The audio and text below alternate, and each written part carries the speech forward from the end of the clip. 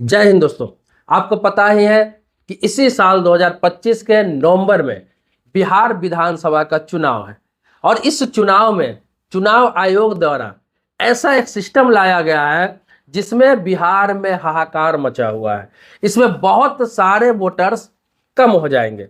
जो व्यक्ति 20-20 साल 30-30 साल से भी वोट गिरा रहे हैं उनका भी नाम अब कटने जा रहा है। बहुत सारा हाहाकार मचा हुआ है, बहुत सारे लोग डरे हुए हैं। बहुत सारे लोगों का ये कहना है कि अगर पूरे देश में ये व्यवस्था लागू हो जाए तो फिर वोटर लिस्ट में तो 50% लोगों का भी नाम नहीं रहेगा। हालांकि हर नया चीज बिहार से ही एक्सपेरिमेंट किया जा रहा है और इसी चुनाव में एक्सपेरिमेंट किया जा रहा है।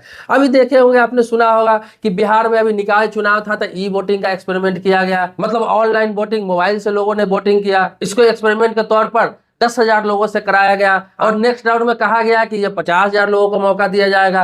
तो ये एक्सपेरिमेंट के तौर पे किया जा रहा है कि सक्सेस होता है कि नहीं होता है। हालांकि ये बुजुर्ग के लिए, बीमार व्यक्ति के लिए, गर्भवती महिला के लिए, जो लोग बूथ तक नहीं पहुंच पा रहे हैं, उन लोगों के लिए व्यवस्था की गई है। अब आते हैं कि ये वोटर लिस्ट में सभी का नाम कैसे कट रहा है, लोग डर क्यों रहे हैं। चुनाव आयोग क्या कर रहा है कि बिहार में एक सर्वे करा रहा है। पूरे बिहार में सर्वे में क्या है कि हर व्यक्ति को, जो पहले से वोटर है उसको भी या फिर नया वोटर बनना चाह रहा है उसको भी, उस सर्वे में क्या है कि आपके क्षेत्र का जो BLO है, तो चुनाव आयोग द्वारा नियुक्त किया जाता है, वो BLO आपके घर पे जाएगा। वो क्या करेगा कि आपको वोटर लिस्ट दिखाएगा।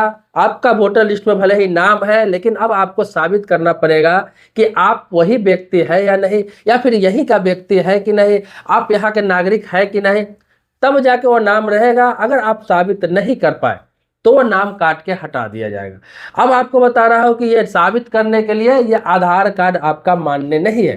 ये नहीं कि आधार कार्ड दिखाएंगे आप नागरिक साबित हो जाएंगे। इसमें 11 तरह का डॉक्यूमेंट्स रखा गया है जो आपको दिखाने हैं। अगर आप इसमें से किसी डॉक्यूमेंट्स को दिखा देते हैं तो आपका वोटर लिस्ट में नाम बचा रहेगा, नहीं दिखाते हैं तो आपका नाम कट जाएगा। कौन सा 11 तरह का डॉक्यूमेंट्स है वो आप स्क्रीन पे देख सकते हैं। अब बहुत सारे लोगों का कहना है कि ये NRC लागू हो गया, लेकिन इनडायरेक्ट तरीके से लागू हुआ है। मतलब कि आपको साबित करना ही है कि आप कहाँ के नागरिक हैं। अब इसमें न किसी की जात देखी जा रही, न किसी के धर्म देखी जा रही, ये सबके लिए लागू हुआ है। ये किसी पार्टिकुलर किसी भी धर्म को टारगेट नहीं किया गया। ये सबको साबित करना है कि भाई आप यहाँ के नागरिक हो या नहीं है। इसमें खास तौर पर सबसे ज्यादा प्राथमिकता दिया गया है जन्म प्रमाण पत्र को। आपको बता दूं कि जो व्यक्ति आज से 50 साल पहले पैदा हुआ, 40 साल पहले पैदा हुआ या 30 साल पहले पैदा हुआ, उस समय अधिकतर लोग जन्म प्रमाण पत्र नहीं बनवाते थे। जन्म प्रमाण पत्र की प्राथमिकता ही नहीं समझते थे। दूसरी बात क्या है कि उस समय जितने भी बच्चे होते थे, जन्म लेते थे, जो व्यक्ति हो, चाहे आज के डेट में वो कितना भी पावरफुल व्यक्ति क्यों ना हो गया हो, लेकिन उस समय ज्यादातर महिलाओं का घर पे ही डिलीवरी होता था, घर पे ही बच्चा पैदा होता था, तो उनका जन्म प्रमाण पत्र बनता ही नहीं था या फिर लोग बनवाते ही नहीं थे, या फिर उसका अहमियत ही नहीं पता था लोगों को। तो बहुत सारे ऐसे लोग हैं, अगर जन्म प्रमाण पत्र के आधार पर अगर ये वोटर लिस्ट में नाम रखा गया तो पता चलेगा कि 50 से 60% लोगों का नाम कटना तय है, उसे कोई नहीं बचा सकता है। तो ये अफवाह उड़ गया कि आपका दादा है या फिर आपका पिताजी है, सबको जन्म प्रमाण पत्र देना होगा। अगर आप 2004 के बाद पैदा लिए हैं तो आपका भी जन्म प्रमाण पत्र लगेगा, आपके पिताजी का भी जन्म प्रमाण पत्र लगेगा, आपके दादाजी का भी जन्म प्रमाण पत्र लगेगा। अगर आप 1987 से पहले पैदा हुआ है तो आपका जन्म प्रमाण पत्र लगेगा, आपके पिताजी का भी जन्म प्रमाण पत्र लगेगा। अगर आप 1987 के बाद पैदा हुए हैं तो आपका जन्म प्रमाण पत्र लगेगा, आपके माता पिता का जन्म प्रमाण पत्र लगेगा। मतलब कि इस तरह की खबरें चल रही है, इस तरह की सोशल मीडिया में बातें चल रही है। अगर ये सत्य हो गया, अगर ये सच है, तो फिर तो बहुत लोग मुश्किल में पड़ जाएंगे। मैं तो 50% बोल रहा हूँ, मुझे तो लगता है 60-70% वोटर लिस्ट से नाम कट जाएगा लोगों का। तो इन बातों को देखते हुए चुनाव आयोग ने कहा है कि ऐसी कोई बात नहीं है कि सिर्फ जन्म प्रमाण पत्र के आधार पर आपकी नागरिकता तय की जा सके। इसके लिए 11 तरह का डॉक्यूमेंट्स तय किया गया है।